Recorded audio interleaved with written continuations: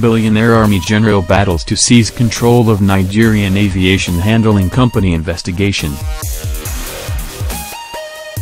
An investigation by this website has revealed that Brigadier General Umaru Waziri Muhammad, chairman of a presidential task force on the lease of federal government-landed property, is currently engaged in a fierce battle with the management and board of directors of the Nigerian Aviation Handling Company, NACO, plc in his bid to wrest control of the ground handling company by having his surrogate, Captain Akbar Ayana, Ret.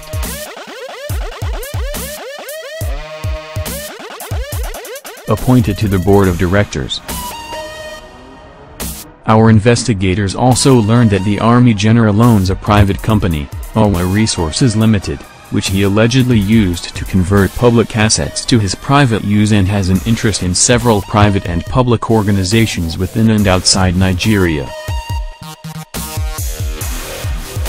Several sources detailed to our investigators how Brigadier General Umaru Waziri Muhammad has exploited his role as chairman of the task force of the Presidential Implementation Committee on the lease of federal government-landed property across to corruptly amass wealth for himself.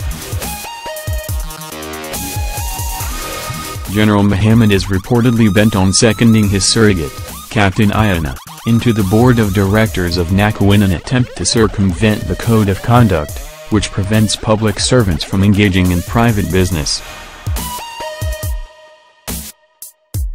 Investigations by our correspondents reveal that General Muhammad has been a member of the Presidential Committee since he was a lieutenant colonel in the Nigerian Army, and rose to become chairman of the task force.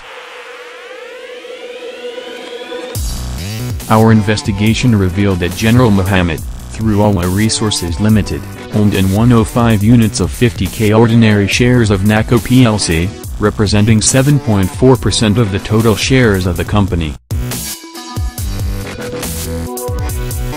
NACO sources said the military officer has been insisting that, by virtue of his shares, his surrogate should be a member of the company's board.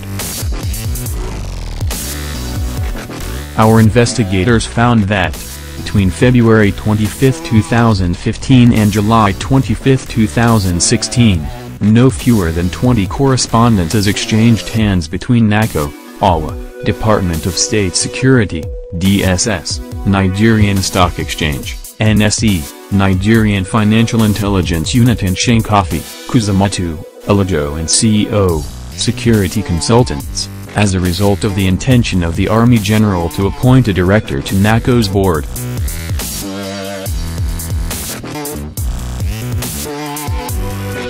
Documents made available to our correspondent by a source indicated that Alwa wrote at least 5 letters to the management of NACO dated February 25, 2015, March 24, 2015, June 8, 2015, July 30, 2015, and July 30, 2015.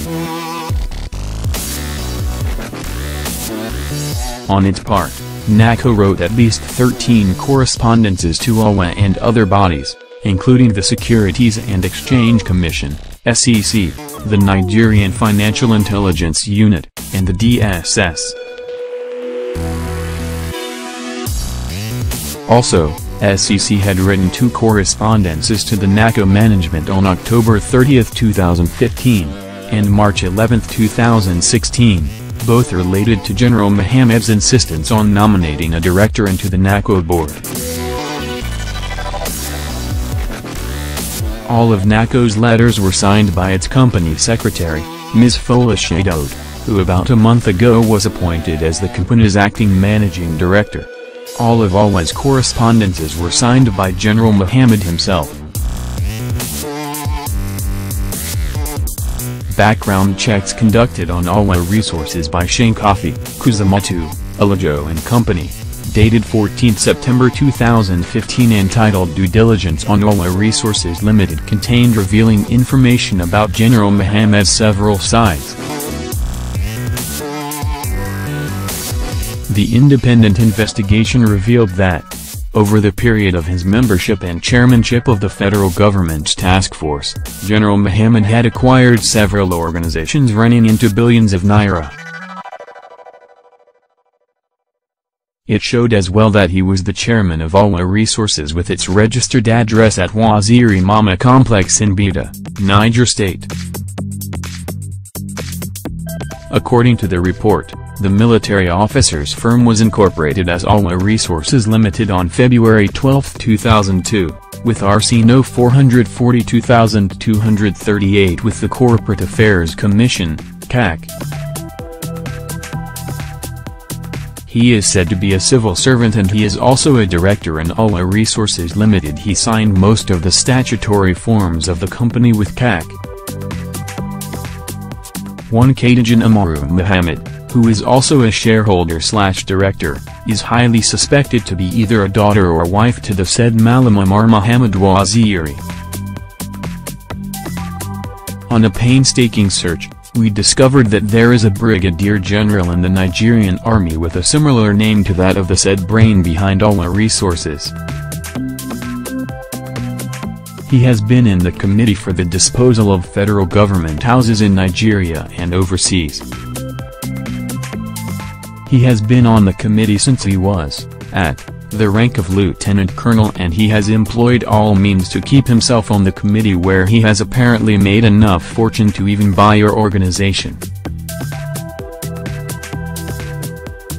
In view of this fact and other surrounding circumstances, we may infer that the Amaru Muhammad Waziri is the same brigadier general in the Nigerian army.